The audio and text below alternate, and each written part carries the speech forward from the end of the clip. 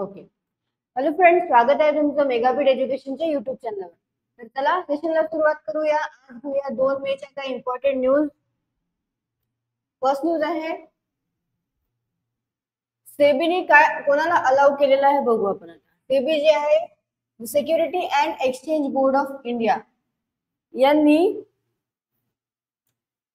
जे non residents आहे, non resident Indians NRIs यांना गिफ्ट सिटी मध्ये ग्लोबल फंड्स मध्ये जे 100% आधी ते 50% ओन करत होते, तर आता 100% त्यांना काय ओन करण्याची, ओन अप टू 100% करण्याची त्यांना काय दिलेली आहे, परमिशन दिलेली आहे, त्यांना अलाउ केलेलं आहे. आणि पॅसिव्ह फंड्स आहे ते मोर एक्सपोजर त्यांचं केलेलं आहे टू ग्रुप्स कंपनीज. तर ग्रुप कंपनीज करता पॅसिव्ह फंडला पण जास्तीत जास्त मोर एक्सपोजर दिलेला आहे. करंटली काय आहे, NRI आणि ओव्हरसीज सिटीजन्स, जे ओव्हरसीज सिटीजन्स ऑफ इंडिया आणि NRI ला काय होत आहे, करंटली काय आहे, ते 50% पेक्षा जास्त ओन नाही करू शकत. ओके.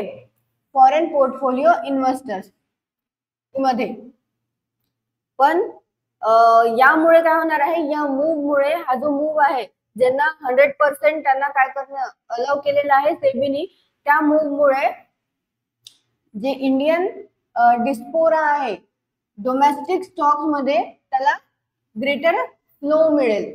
ओके.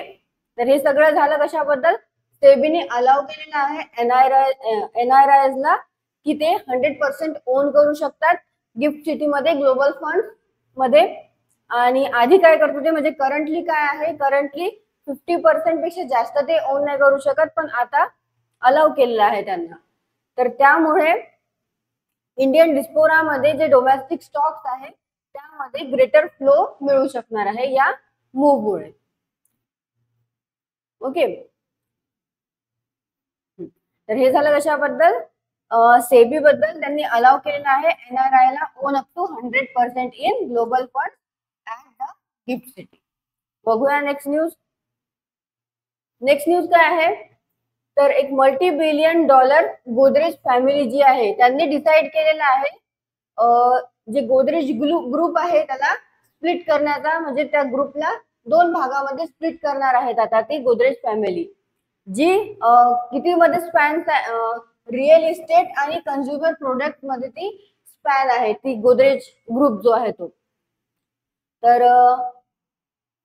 तर कोणाकोणामध्ये हे डिव्हिजन होणार आहे, बिझनेस आणि ऍसेटचं डिव्हिजन होणार आहे बिटवीन पेट्रियार्च आदी गोदरेज आणि त्यांचे जे कझिन जमशेद गोदरेज आहे यांच्यामध्ये डिव्हिजन होणार आहे. पेट्रियार्च म्हणजे जे घरचे सगळ्यात वृद्ध जो व्यक्ती असतो ते म्हणजे पेट्रियार्च असते. ओके. तर यांच्यामध्ये ते डिव्हिजन होणार आहेत बिझनेस आणि ऍसेटचे. तर बघूया आता, अकॉर्डिंग टू द FSA नुसार जे आहे, गोदरेज इंडस्ट्री ग्रुप ज्याच्यामध्ये इन्क्लूड आहे काही कंपन्या, गोदरेज इंडस्ट्रीज ग्रुप मध्ये काही कंपनीज इन्क्लूड आहे.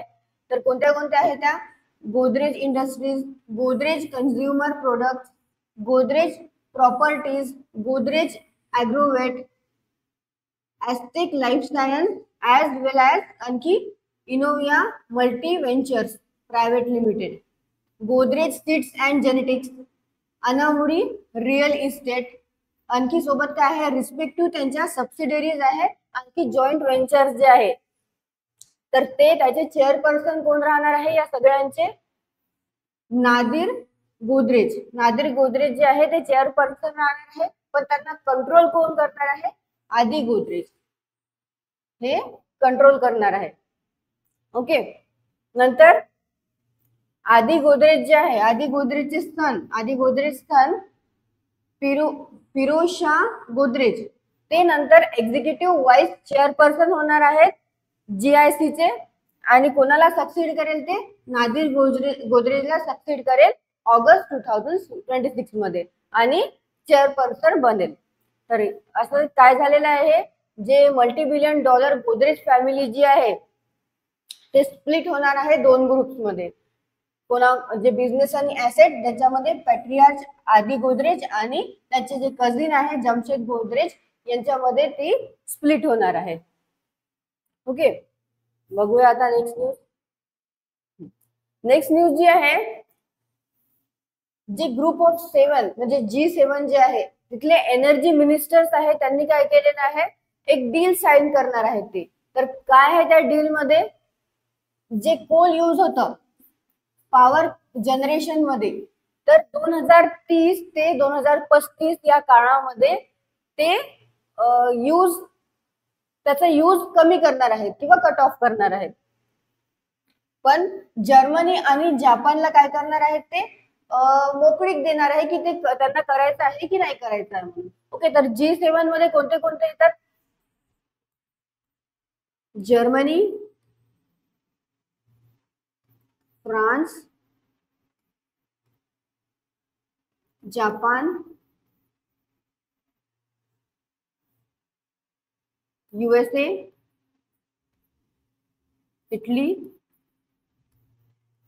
कॅनडा आणि इंग्लंड. ओके, तर हे G7 मध्ये या G7 मेंबर्स आहे हे सगळे कंट्रीज. तर यांनी ठरवलेलं आहे की पॉवर कन्झम्पशन मध्ये जे कोल यूज होतं त्याला 2030 ते 2035 मध्ये त्याचा कट ऑफ करणे, यूज न करता. ओके, तर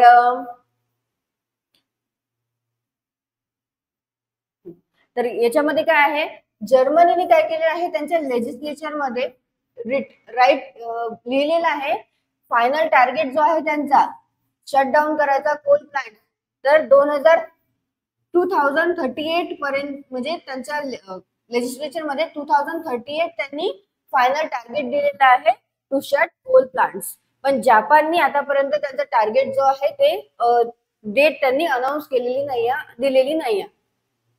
तर या अग्रीमेंटमुळे काय होणार आहे, या अग्रीमेंटमुळे जे COP28 United nations climate summit जे लास्ट इयर झालेलं, तर तिथे जे डायरेक्शन्स आहे त्याला एक सिग्निफिकंट स्टेप आहे, हा एक इम्पॉर्टंट स्टेप आहे. कशा करता, जे फॉसिल फ्युल्स आहे त्याचा यूज न करता, म्हणजे त्याचा यूज नाही करायचा आहे. ओके, यामुळे नाही करणार आहेत. आणि सगळ्यात जास्त जो पोल्युटिंग आहे तो आहे कोल. तर G7 जे मेंबर्स आहे त्यांनी डील केलेली आहे, डील साइन करणार आहेत ते. कशा करता, जे पॉवर जनरेशन मध्ये कोल यूज होतं त्याला काय करायचं आहे, त्याला फेज आउट करायचं आहे, कट आउट करायचं आहे. जर्मनीने त्यांचा फायनल टार्गेट दिलेला आहे 2038 मध्ये ते शटडाऊन करणार आहेत कोल प्लांट. जपानने आणखी त्यांचं टार्गेट सेट केलेलं नाही, आणि 2030 ते 35 पर्यंत या दरम्यान काय करणार आहेत, ते शटडाऊन करणार आहे, अशी यांची डील झालेली आहे G7 ची. नेक्स्ट बघूया आता. नेक्स्ट जी आहे, Worldline e payment India यांना RBI काय केलेलं आहे, ऍज अ पेमेंट ऍग्रिगेटर म्हणून ऑपरेट करण्याचा अप्रुव्हल दिलेला आहे. ओके, सोबतच लास्ट वीक मध्ये प्रोसेस बॅक्ड पेयू यांना पण काय दिलेलं होतं, ऍज अ पेमेंट ऍग्रिगेटर म्हणून ऑपरेट करण्याचा अप्रुव्हल कोणी, RBI ने दिलेलं होतं. तर हे झालं, वर्ल्ड लाईन ई पेमेंट इंडियाला अप्रुव्हल दिलेलं आहे ऍज अ पेमेंट ऍग्रिगेटर म्हणून ऑपरेट करण्याचं. सोबतच लास्ट वीक मध्ये पेयूला पण RBI ने अप्रुव्हल दिलेलं आहे. RBI बद्दल बघूया. हेडक्वार्टर कुठे आहे, मुंबईमध्ये. इस्टॅब्लिश कधी झाला, 1 एप्रिल 1935 ला. गव्हर्नर आहे शक्तिकांत दास. डेप्युटी गव्हर्नर कोण कोण आहे, श्री M राजेश्वर राव, श्री स्वामीनाथन जे, श्री T रविशंकर आणि डॉक्टर MD पात्रा. हे आहे डेप्युटी गव्हर्नर. गव्हर्नर आहे शक्तिकांत दास. ओके, नेक्स्ट बघूया आता. नेक्स्ट जी न्यूज आहे ती एक प्रेस्टिजियस अवॉर्ड आहे. तो अवॉर्ड कोणता आहे, पंडित लच्छू महाराज अवॉर्ड. तर हा पण देण्यात येणार आहे. बघूया कोणाकोणाला देण्यात येणार आहे. तर हिंदी फिल्म सुपरस्टार हेमा मालिनी आणि Saira Banu as well as आणखी जे प्रॉमिनंट पर्सनॅलिटीज आहे त्यांना पण कोणत्या फील्डमध्ये जे आर्ट आणि कल्चरच्या फील्डमध्ये जे आहे त्यांना हा प्रेस्टिजियस अवॉर्ड देण्यात येणार आहे, जो आहे पंडित लच्छू महाराज अवॉर्ड. ओके, आणि कधी देण्यात येणार आहे, कधी होणार आहे सेरेमनी? ती होणार आहे 31 ऑगस्ट 2024 ला ही सेरेमनी होणार आहे लखनौ मध्ये, उत्तर प्रदेशच्या लखनौ मध्ये ही सेरेमनी पार पडणार आहे. 10 एमिनंट पर्सनॅलिटीजला लच्छू महाराज अवॉर्ड जो आहे तो देण्यात येणार आहे. जे लच्छू महाराज अवॉर्ड आहे तो त्यांच्या स्मरणार्थ, कोण होते ते लच्छू महाराज कोण होते? हे एक फेमस कथक एक्सपोनंट होते. ओके, कथक एक्सपोनंट होते. तर त्यांच्या स्मरणार्थ हा अवॉर्ड देण्यात येतो. पण 2014 नंतर हा अवॉर्ड देण्यात नाही आलेला आहे. तर या वर्षी जे पंडित लच्छू महाराज बॅलेट फाउंडेशन आहे यांनी डिसाईड केलेलं आहे की 10 पर्सनॅलिटीजला या वर्षी अवॉर्ड प्रदान करण्यात येईल म्हणून. ओके, तर बाकी कोविड-19 मुळे 2020 त्याचे 2020 जे आहे अवॉर्ड्स ते अनाऊन्स केले नाही, कारण की तेव्हा कोविड-19 होतं म्हणून. ओके, बाकी हे इम्पॉर्टंट नाही आहे तेवढं. जे इम्पॉर्टंट आहे ते 10 पर्सनॅलिटीजला देण्यात येणार आहे लच्छू महाराज अवॉर्ड जे आहे, आणि 31 ऑगस्टला देण्यात येणार आहे उत्तर प्रदेशच्या लखनौ मध्ये. ओके, नेक्स्ट बघूया आता. सो नेक्स्ट न्यूज आहे छत्तीसगड बचाव आंदोलन आलोक शुक्ला यांना पण एक एन्व्हायरमेंटल प्राइज जे आहे ते देण्यात येणार आहे, Goldman environmental prize. Okay, तर forest and tribal rights activist Alok Shukla ते पण काय रिसीव्ह करेल? Prestigious Goldman environmental prize 2024. Okay, कशा करता? त्यांचं successful leading a community campaign that saved, काय सेव्ह केलं त्यांनी? त्या कॅम्पेनमुळे 4.45 lakh acres of biodiversity rich forest from 21 planned coal mine in Chhattisgarh. Okay, तर काय आहे 21 जे प्रपोज्ड कोल माइन्स आहे जे कुठे आहे? हसदेव अरण्यामध्ये. तर त्यांचं काय केलेलं होतं? ऑप्शन होतं. ओके, तर ते काय केलेलं त्यांनी? कॅन्सल केलेलं. म्हणजे गव्हर्नमेंटने काय केलेलं? कॅन्सल केलेलं. पण कधी कॅन्सल केलेलं त्यांनी? जे गोल्डमॅन एन्व्हायरमेंटल फाउंडेशननी काय केलेलं? मेन्शन केलेलं आहे की गव्हर्नमेंटनी कॅन्सल केलेलं आहे ऑप्शन 21 प्रपोज्ड कोल माइन्सचं, जे हसदेव अरण्यामध्ये आहे. तर त्यांच्या या कशा करता या कॅम्पेनमुळे हे कॅन्सल झालेले आहे. त्यामुळे यांचं जी कम्युनिटी आणि जे पण 4.45 लाख जे एकच बायोडायव्हर्सिटी रिच जे फॉरेस्ट आहे ते सेव्ह झालेलं आहे. त्यामुळे यांना हा प्रेस्टिजियस गोल्डमॅन एन्व्हायरमेंटल प्राइज 2024 हा देण्यात येणार आहे. तर त्याच्या अवॉर्डला आणखी काय म्हणत असते? Also known as green Nobel. Okay, तो prize also known as green Nobel पण ओळखला जातो तो. तर त्या प्राइज रेकॉग्नाइजेस जे आहे ग्रासरूट्स एन्व्हायरमेंट हिरोज फ्रॉम रफली the world 6 inhabited continental region. Okay, तर ते 6 इनहेबिटेड कॉन्टिनेंटल रिजन कोणते कोणते आहे? Africa, Asia, Europe, islands and island nations, North America आणि साऊथ अँड सेंट्रल अमेरिका. आता बघूया की जे हसदेव अरण्यामधले 21 प्लांट प्रपोज जे कोल माइन्स होते त्यांच्या ऑप्शन जे आहे ते कॅन्सल केलेलं आहे गव्हर्नमेंटनी. पॉप्युलरली त्याला आणखी काय म्हटलं जाते? हे हसदेव अरण्याला lungs of Chhattisgarh. Lungs of Chhattisgarh या नावाने ते पॉप्युलरली नोन आहे, जे की काय आहे? One of the largest intact forest area in India. India मधलं one of the largest intact forest area आहे तो. ओके, ज्याला लंग्स ऑफ छत्तीसगड पण म्हटल्या जाते. लंग्स ऑफ छत्तीसगड हे लक्षात ठेवा कोणाला म्हटल्या जाते, इम्पॉर्टंट आहे.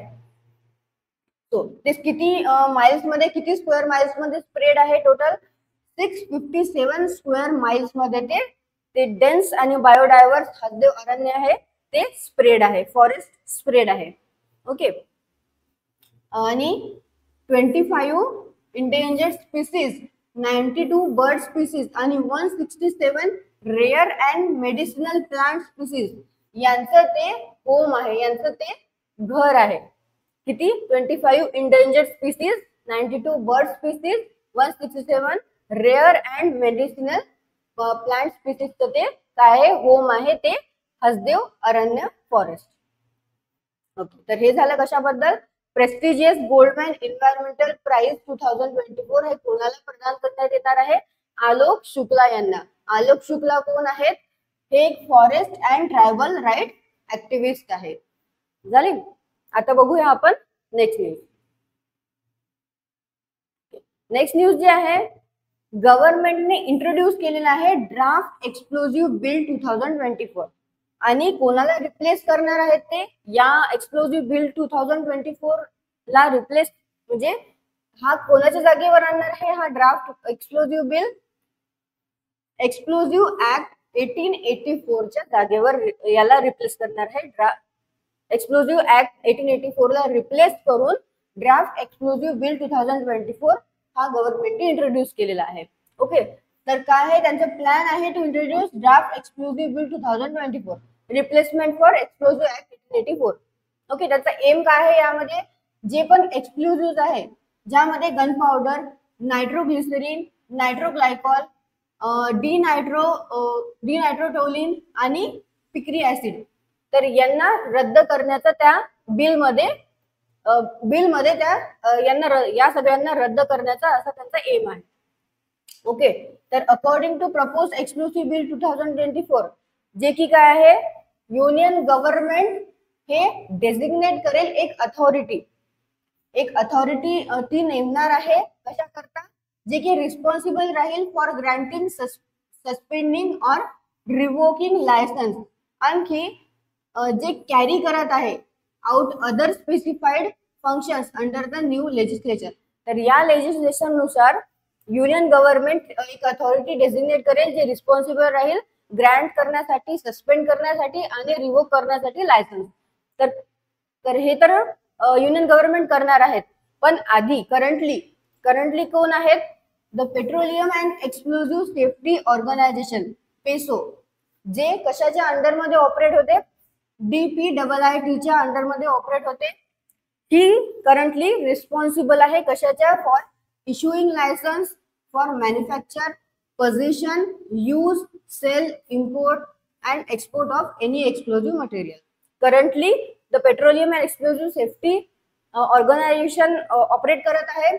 पण नंतर कोण ऑपरेट करेल? जे युनियन गव्हर्नमेंट एखादी अथॉरिटी जी आहे ती डेझिग्नेट करेल, नंतर ते रिस्पॉन्सिबल राहणार हे सगळ्या वर्क करतात. ओके. तर हे झालं explosive bill 2024, draft explosive bill 2024 बद्दल. तर कोणाला रिप्लेस केला आहे? त्यांनी एक्सप्लोजिव्ह ऍक्ट 1884 ला रिप्लेस केलेला आहे. नेक्स्ट बघूया न्यूज. ओके. नेक्स्ट न्यूज आहे, चायनाने लॉन्च केलेली आहे first of 8 advance hangover class steel submarine.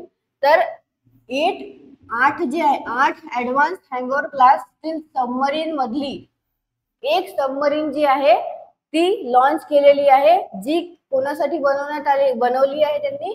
Building for Pakistan navy, Pakistan navy करता त्यांनी ही तयार केलेली आहे. जी हँगओव्हर क्लास सबमरीन ती इक्विप्ड विथ कोणाशी आहे? Babur 3 submarine launch cruise missile, SLCM. Okay.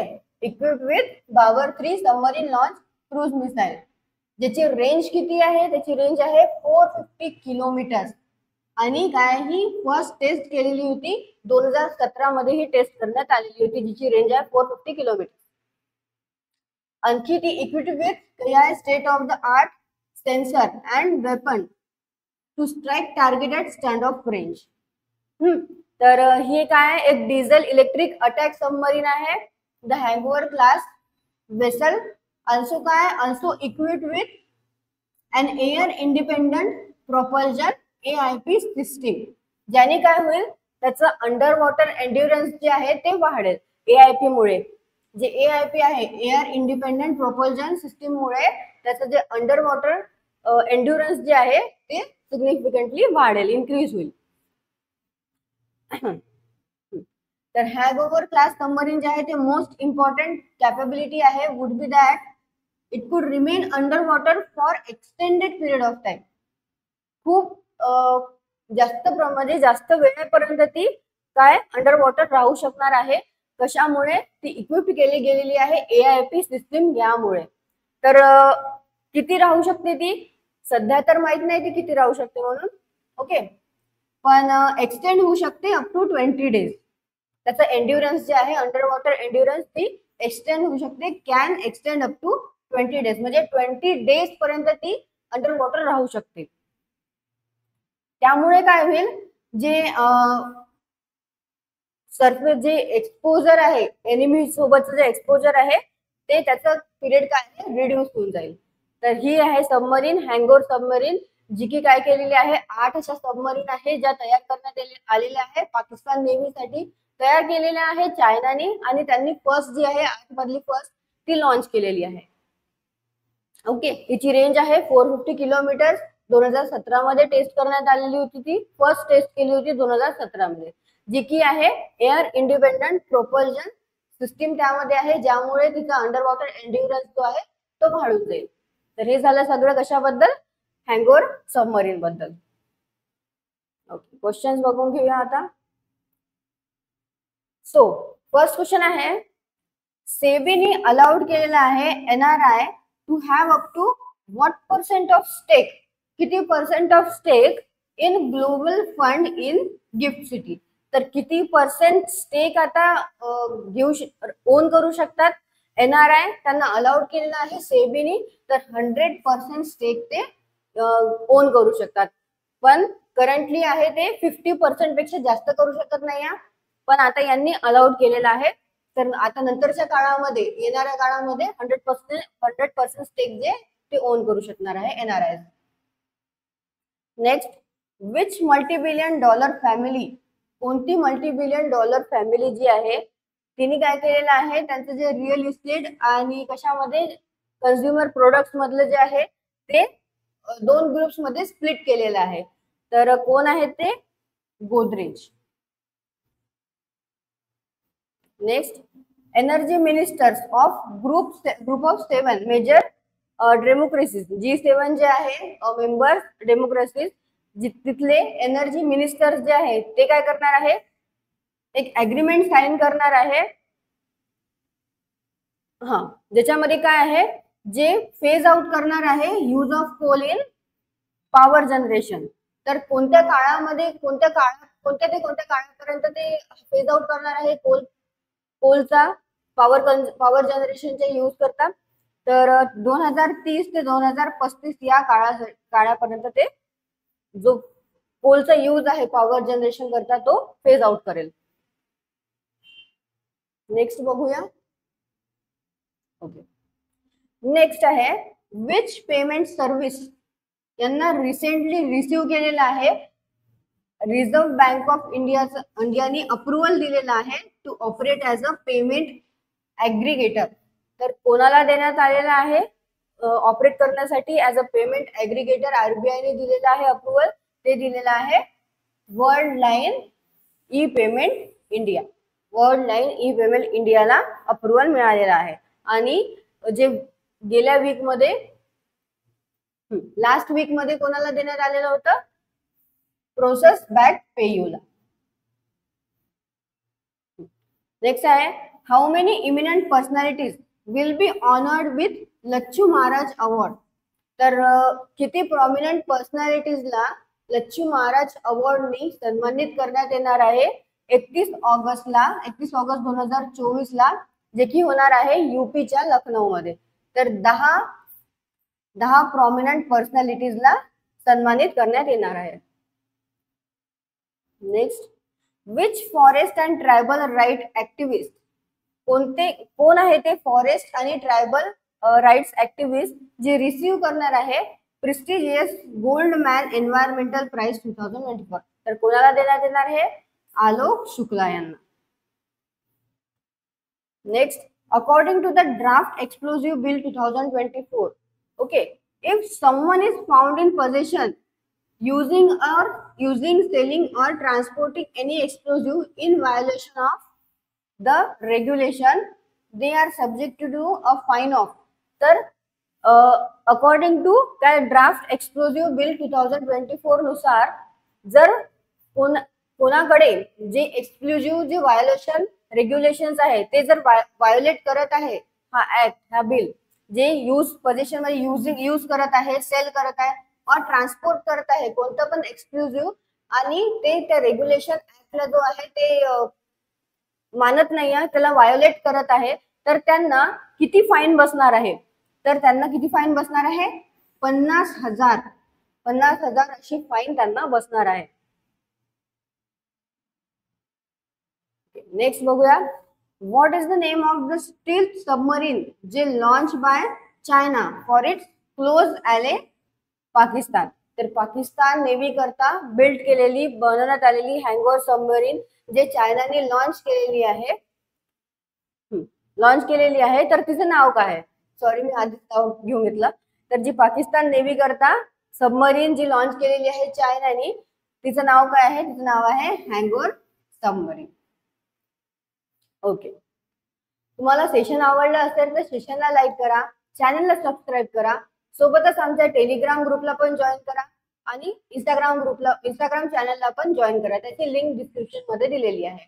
सोबतच न्यू बॅचेस स्टार्ट झालेले आहे, तर आता नवीन नोटिफिकेशन येत आहे. IBPS नोटिफिकेशन येईल, रेल्वेचे नोटिफिकेशन येतील, SSCच्या पण नोटिफिकेशन येतील.